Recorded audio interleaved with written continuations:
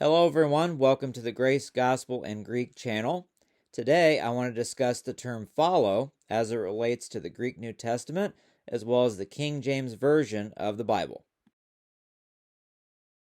I will begin by reading 3 different verses from the King James translation of the Bible. The first verse being John chapter 1, verse 43, which says, "The day following Jesus would go forth into Galilee, and findeth Philip, and saith unto him, Follow me." In 1 Corinthians chapter 11, verse 1, the Apostle Paul writes, "Be ye followers of me, even as I also am of Christ." The Apostle Paul also writes in 2 Timothy chapter 2, verse 22, "Flee also youthful lusts, but follow righteousness, faith, charity, peace, with them that call on the Lord out of a pure heart."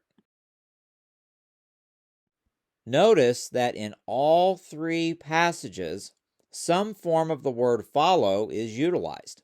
There are a plethora of English language definitions for the word follow. So which definition of follow should one follow? No pun intended. Let's take a look at the equivalent verses in Greek. On this screen, the words that are in bold and are underlined are the Greek words that were translated as follow in the equivalent King James verses. However, in each Greek verse, a different Greek vocabulary word is given. In John chapter 1, verse 43, the Greek word for follow is akoluthi. This Greek word, as a singular command, means accompany. Thus, in Greek, Jesus essentially said, "Accompany me." In 1 Corinthians chapter 11, verse 1, the Greek word that the Apostle Paul uses for followers is mimete. This Greek word, as a noun, means imitators. Thus, in Greek, Paul is essentially writing, "Be imitators of me."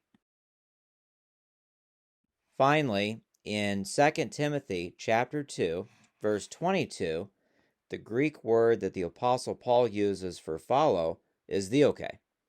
This Greek word, as a singular command, means pursue. Thus, in Greek, Paul is essentially writing to Timothy, "Pursue righteousness, faith, love, and peace." Returning now to the King James translation, you will once again notice that the word follow appears in all 3 verses. At first glance, it would seem that this word follow shares the same meaning in all 3 verses. However, having examined the Greek text, this is not the case. A different Greek word was used in each verse. This is important because to be an imitator of someone does not necessarily mean you accompany someone. In a similar manner, pursuing someone does not necessarily mean you are imitating someone. These words have different meanings. Thus, the original words accompany, imitators, and pursue, as well as their respective meanings in those verses, have been lost in translation from Greek to English. I would like to conclude this presentation by quoting the Trinitarian Bible Society. As they mentioned, translations made since New Testament times must use words chosen by uninspired men to translate God's words. For this reason, no translation of the Word of God can have an absolute or definitive status. The final appeal must always be to the original languages in the traditional Hebrew and Greek texts.